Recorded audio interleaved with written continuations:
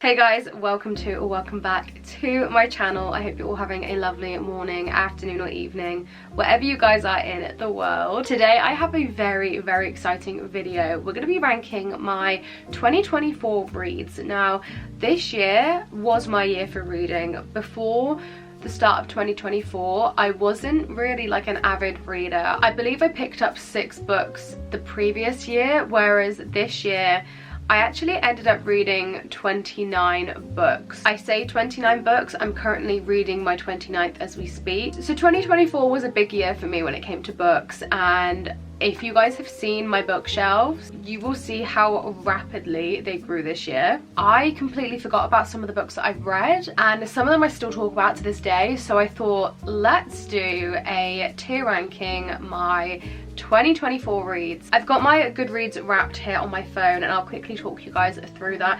It hasn't actually counted the last books that I've read, so bear that in mind. In 2024 I've read 29 books.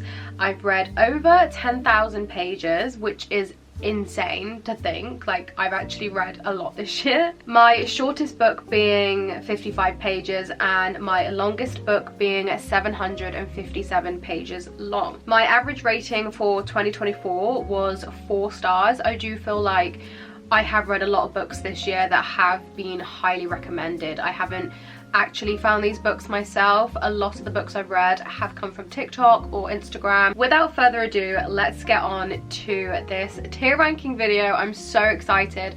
I love watching these videos and I'm so glad that I actually finally get to make one myself. That being said, this is my first tier ranking video, so please bear with me. This might take me a while. I'm gonna either pop myself somewhere on the screen or have the actual screen on my laptop on the screen here, so I don't know where I am at the moment. We're gonna go top to bottom, so the best books of the year being towards the top end of the tier ranking, and the worst, or the books that I wouldn't recommend, towards the bottom. So as you can see down the bottom, I have all of the books that I've read this year. I'm hoping there's 29 there. If there's not, then that's going to be very annoying when it comes to post-production. However, the categories are as followed. So at the top we have books I haven't shut up about. Now these are going to be the books that I will probably never stop talking about. These are probably the books that I will recommend forever. I will probably always talk about these. I will probably force feed these books to my friends, which I actually currently have been doing. So if you're one of my friends, apologies, but you're gonna love me when you get around to those books. They're just my favorite books of the year. They are the books that have a very special place in my heart. Then we have top reads of the year. So these are gonna be some honorable mentions of my favorite books. Moving down, we have would probably recommend. So these are probably going to be within like the 3 to 4 star book ratings, which I enjoyed and I would recommend. So we have not the best but not the worst. These are going to be the books that I kind of just read. I don't really remember much about them.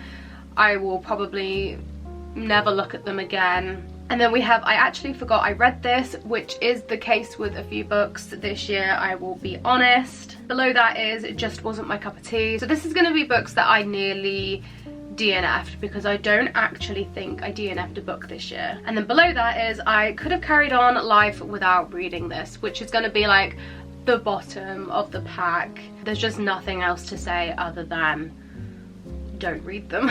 This ranking is going to be based off of my opinions, and I'm sorry if we don't have the same opinions of books, but this is just how I felt about them and this is how I would rank them. And if there is a book on here that you fancy reading that is lower down in my tier ranking, don't let me be the one to stop you reading it. The books that I've put down the bottom are actually in order of the months that I've read them, just so it makes it easier for me to talk you through them. The first book I read this year was Harry Potter and the Philosopher's Stone. So I read this because my boyfriend Owen actually took me to Harry Potter World for my Christmas present for last year, and I was convinced I was going to read the whole Harry Potter series because I have read, I think I've read 5 of the books, so I was going to reread the first lot and then carry on with the rest of the books that I actually haven't read yet. Quick spoiler, I actually only ended up reading the first Harry Potter book because then I was introduced to BookTok. Anyway, not part of this, but just thought I'd let you know. I gave Harry Potter 5 stars. I love the films, I love the books. that I've read. I find it so wholesome. I find it very nostalgic as well. I first read them when I was like an early teenager, and I just love them, and I do think that the first book does set up well for the rest of the series. I love the friendships within there. I love Harry, Ron, Hermione. If you guys know me, you know how much I love Harry Potter, so for me, easily one of my top reads of the year. Okay, moving on to Icebreaker. Honestly, I think this was the book that I got from BookTok. I instantly fell in love with this book. I read it, I think I read this book in like 5 days. I am actually torn between putting this in top reads of the year and would probably recommend. I think I'm going to go with probably recommend. I really enjoyed the book. It was my first ice hockey romance. I had never read a spicy book before. I thought, oh wow, really cute cover. Opened it up, 18 plus, erotic. Like, I was like, whoa. I actually felt like I'd been hit by a truck because I was not expecting that. So I'm probably going to pop that in, would probably recommend. A Court of Thorns and Roses. Now this is where I jumped into fantasy. Again, I had seen this book all over TikTok, and I actually had this book prior to 2024. I had the whole book series. I did actually start A Court of Thorns and Roses. I think I started that in November of 2023, and I read 2 chapters and I could not get into it, so I just never picked it back up. And I actually saw a video of the aesthetic of A Court of Thorns and Roses, and that's what made me pick the book up again. Wow, I'm so glad I did, because I adored this book. I adored this series. I loved it. I'd put the first book in would probably recommend. I wouldn't put it in my top reads. I think because where I'd never read a proper fantasy book before, I got very lost in the book. It wasn't until around 100 pages towards the end is when it picked up for me, and I was hooked. Loved it so much. I did give this book, I think I gave it 3 stars, purely because there's world building, we are trying to understand these characters, and because it is the first book of a longer series, I just really struggled with it. But I'm going to put that in, would probably recommend, because I have actually recommended this. One of my friends, Becca, she's actually just finishing the series, so God help you, Becca, when you do. Moving on to A Court of Mist and Fury. This is a top read of the year, purely because there are other books that I would put above that, and that's not saying that it's not a good book. Like, this is one of my favorite books of the year. A Court of Mist and Fury is the second book from the ACOTAR series by Sarah J Maas. I did rate this book of 5 stars, and then I did rate A Court of Wings and Ruin 5 stars as well, and I'm going to put that in the same category, top reads of the year. A Court of Wings and Ruin was such a lovely roundup of everything that had happened within the first couple of books from the ACOTAR series. I think for me personally, I loved this book a lot more than the rest because of the constant action. There was so much going on, and we were still building off of the second book in the series, but I feel like everything kind of wrapped into one. And I don't know what it is with Sarah J Maas and the last 100 pages of her books. She likes to fuck shit up. A Court of Wings and Ruin was an immediate 5 stars. So I know there's a debate about whether the first 3 books of the series are a trilogy, and then you have the short novella, and then you get the sisters' perspectives, but for me, I love the whole series as a whole. It kind of felt more like an interconnecting series. Oh, I hate to see this book coming. Okay, If He Had Been With Me by Laura Nowlin. Now this book is going straight up to books I haven't shut up about, because this book ripped out my heart, shattered it into a million pieces, destroyed my soul, and also healed me at the same time. I have never had a book like ever do this to me. When I tell you, I actually had a mental breakdown after reading this book. I finished this book and I genuinely cried for about 45 minutes, full on sobbing. I was a mess. This book, I got so attached to the main characters, to the storyline, and for that ending, Laura, I'm never forgiving you. I'm sorry, it's not happening. Even just thinking about this book is making me tear up. I originally rated this book 4 stars, but I have since gone back and rated it 5 stars because who am I kidding? I was a changed person. This book changed me. This book made me more grateful for the people that are in my life and for the life that I'm living. Okay, moving on to If Only I Had Told Her. I'm gonna put this in not the best but not the worst. It was quite nice to get a different perspective from the characters in the first book. However, I was really hoping to get Finney's side of the story. We follow our main character Autumn in the first book, and if I'm right, we do get a few chapters from Finney's perspective, but with this book I think we only got a few again, and then we followed on from his best friend's perspective, and then we had Autumn's perspective. So although we had all of these different perspectives, I was really hoping that we were going to see Finney's side of pretty much the whole of the first book, because I love a dual pulp. Saying that, it was a good book. It was definitely not as good as the first book. I think I rated it 3 stars in the end. We're back in the ACOTAR world. We are looking at A Court of Frost and Starlight. This was the first novella that I had read, and it kind of proved to me that novellas were not for me. So I'm gonna pop this in. I actually forgot I read this, and that's purely because I really found it difficult to read. There wasn't a lot going on. It was a cutesy cozy book, but because there wasn't a lot going on, I found it really hard to get into. It took me really long to read. I think I actually read like the bigger books quicker than I read A Court of Frost and Starlight. I rated that one 3 stars. Magnolia Parks. Again, this was a very hyped up book on TikTok. Now, personally, it was okay. I think I rated it 3 or 4 stars. I think if I read this book when I was in my late teens, I would have really enjoyed this. There's something about the toxic relationship trope, the cheating, like I don't like it, especially if it's our 2 main characters.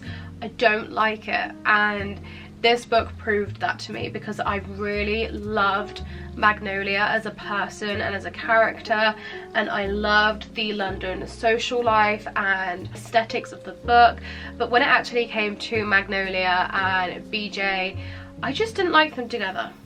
I did not like them together. So I'm going to put it in not the best but not the worst. My opinion might change as I read more of the series, but that is the only book from the Magnolia Parks universe I've read this year. So maybe I need to start reading Daisy Hates and the rest of the series because my mind could be swayed. Moving on to We'll Always Have Summer. So this is the 3rd book in the Summer I Turned Pretty series. I loved the first book, I loved the series, the 2nd book was good as well, but the 3rd book just fell so flat for me.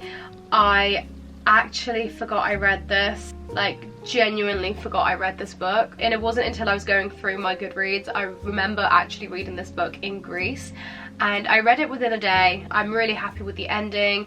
Jenny Han, if you change that in the series, I will go mental. But it just didn't do anything for me. It wasn't anything special. I didn't enjoy it as much as I was hoping to. Again, I was a little bit disappointed with this book. The last of the ACOTAR books. This is A Court of Silver Flames, and this is going straight up to top reads of the year. And now, I never thought I would put this book this high, and I actually did not think I was going to enjoy this book.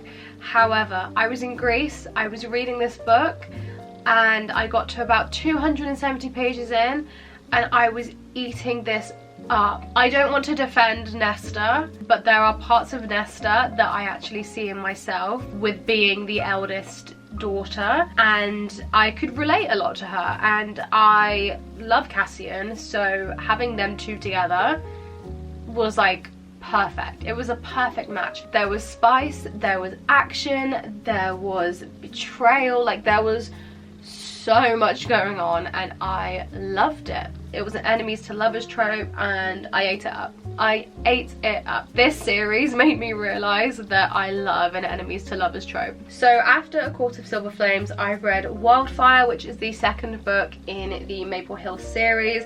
This book was more memorable for me. I'm definitely going to put it in top reads of the year 4-star read. Like I said, the Maple Hill series are interconnecting books, so even though we don't focus on the main characters from the first book, they're still mentioned in the next couple of books. So this book is based at a summer camp. It was kind of like a forced proximity trope. I really enjoyed it. I thought it was really sweet. I thought it was really cute. It actually made me want to go to an American summer camp, and I do think about this book the most out of the whole series. Moving on to Powerless by Lauren Roberts, that's going straight to top reads of the year. Now, there's a lot of controversy around this book. I cannot remember what the series is that Lauren has taken inspiration from. I haven't read it, and Powerless for me was the first time I had actually read something like that other than the Hunger Games. And I think what I loved about this one was that they had powers, and every single person had different powers apart from Payden. She was actually powerless, and I love how they refer to the word powerless throughout the book. And Kai Azar, the man that you are. I fell head over heels for Kai Azar in this book. The thing that I really loved about this book was that it was like a young adult book. We didn't have any spice. I actually can't remember if we had a kiss in this book or if it was in the second book. I think we had 1 or 2 kisses in this book, and it was actually quite refreshing to read a fantasy book with no smut and no spice. As much as I love it, like I love it, it was refreshing to not have it. For me, Powerless was a 5-star read, and then I ended up reading the rest of the series that is available to read. So I read the short novella Powerful. This follows Payden's best friend Adina during the trial. So it's kind of a side-by-side to Powerless. So Payden goes through all these trials during Powerless, and in Powerful, Adina is kind of talking through her life throughout that side of the story. So I honestly am going to put Powerful in just wasn't my cup of tea. Like, it was okay. I didn't really think much of it. I think because I wasn't attached to Adina or anybody else in that book, I just read it. And then I ended up reading Reckless, which is the second book in the series, and I think I rated that 3 stars. I'm gonna put that in not the best but not the worst. I think it was really good to see Payden trying to escape Kai, as he is the enforcer and Kai has been sent to find Payden and bring her back. So it was good to see the dynamic after he had betrayed her, but I felt it was quite repetitive. I didn't really feel like we got anywhere until the last couple of chapters of the book, and a lot of people actually predicted the ending, and I didn't see it coming. I will give Lauren that. My jaw was on the floor when I read the ending, but it'll be very interesting to see what she does with Fearless. That comes out next year. The next book is This Summer Will Be Different. This is actually the first book that I read on my Kindle. My parents actually bought me my Kindle. I think I'm going to put this in would probably recommend. I actually really enjoyed it. It was easy read for me. I think I rated this book a 4 stars. For me personally, I enjoyed it. I thought it was cute. I actually started this on the plane on the way back from Cape Verde, and I think it was about a 4.5-hour journey. By the time we got off the plane, I had read about 55% of the book, so I was like engaged in it. I really enjoyed it. It's a best friend's brother trope, and I just thought it was really cute. I don't know if it's because I was abroad and it's a summery book. I don't know if that's just what made it even better for me, but I really enjoyed the book. This is when my ice hockey obsession came back. So I started reading The Deal by Elle Kennedy. Now, this is the first book in the Off-Campus series, which is actually being made into a TV series. So I'm very excited about that. So I read The Deal, and I think I gave it 4 stars. And I am actually going to put it in top reads of the year. This book does touch on a few sensitive topics, and I think it was beautifully written, and I really like the academic ice hockey jock trope. Moving on to Daydream by Hannah Grace. This is the 3rd book in the Maple Hill series. I'm going to put this in would probably recommend. In this book we follow Henry, who was mentioned a few times in the previous books. But in this particular book, we obviously follow him and learn a lot about him, a lot more than we thought we already knew. And I actually really enjoyed reading about him as a character. It's another eldest daughter trope, and yeah, let's just say it's relatable on a lot of levels. I rated it 4 stars. I'd probably rank it below Wildfire and Icebreaker. Icebreaker and Daydream are very, very close on my list together. Like, I almost can't choose between them two. Moving on to my favourite read of the year, Fourth Wing. It's going straight up there. Books I haven't shut up about. Zaden Ryerson has me in a chokehold. Oh, and I'm so sorry if you're watching this, because I know, like, I know, I'm sorry. Enemies to Lovers, War College, Dragons, Powers, Zaden, The Shadow Daddy. I would recommend this book until the day I die. I do not shut up about this book. If you've seen my book talk, if you've seen my YouTube, if you've seen anything on any social media that I'm on, I'm always talking about Fourth Wing, and I think I forever will, because this book had been on my shelf for a year, and I think I was actually intimidated by it at first, but I got 2 chapters in and I was hooked. I think I read this book in under a week. If I can give you one fantasy read that you guys need to read, it's Fourth Wing. I enjoyed it so much. I loved it. I cannot wait for Onyx Storm. That's coming out in, I think, 22 days by the time this goes up, maybe. But you need to read Fourth Wing and Iron Flame. Moving on to Iron Flame, the second book in the Empyrean series by Rebecca Yarros, which is Fourth Wing, Iron Flame. I'm going to put this at a top reads of the year. Again, dragons, powers, war this time. I loved it. I do believe it's not as good as the first book, and I can see why a lot of people didn't really like it. I will die on the hill that the Empyrean series is going to be a top contender for one of the best fantasy series ever. Also going to be a TV show, and Rebecca Yarros is actually going to be like fully involved in this, so I cannot wait. After I read Iron Flame, I've read The Mistake by Elle Kennedy. I'm going to put that again top reads of the year. I loved the book. I loved following our 2 main characters. We had a shy girl and like an ice hockey player trope. I thought it was great. Miscommunication trope, which I normally really don't like. However, the way that this one was written, I really enjoyed. I gave it 4 stars. Definitely one of my top reads of the year. It's one of my favourite ice hockey romance books. I actually really want to finish the rest of the off-campus series. After that, I dived back into fantasy and I read Caravel by Stephanie Garber. I'm going to put this book in would probably recommend. I did really enjoy the book. I think for me personally, I was making a reading vlog at the time, and I think me filming the reading vlog as intensely as I did, it kind of ruined the book experience for me. Caravel, we follow 2 sisters and we go to Isla de los Sueños, where we go to Caravel. So Caravel is basically an event that happens over the span of like a week, and you are only allowed in if you've got tickets, and this basically, during the night everything comes to life, and during the day everyone's asleep and it's quiet and there's magic. If there's one thing I tell you about this book, is that it made me question myself at times, because there are so many twists and turns. I don't know how Stephanie does it, and I don't know how she kept on top of it, because every single chapter something happened. I then trusted this character more, and something else happened, and then I trusted the other character, and I was just going back and forth. And by the end of the book, I was just like in shock. I need to know who Legend is. So I have bought Legendary, which I believe follows Donatella. I think it's from her perspective. But Caravel was a really fun read. I love the aesthetic. Just think of Carnival Night. Carousel by Melanie Martinez. That's what I always think about. Then I actually read a few novellas. So I read the Under the Mistletoe novellas. This was on Kindle Unlimited, and they're really easy reads. They're all between like 55 to 70 pages each. So I've read Cruel Winter with You. This is by Ali Hazelwood. This is actually the first Ali Hazelwood book that I've read, and I'm gonna put this not the best but not the worst. It was a cute little holiday romance. I haven't really thought about it since.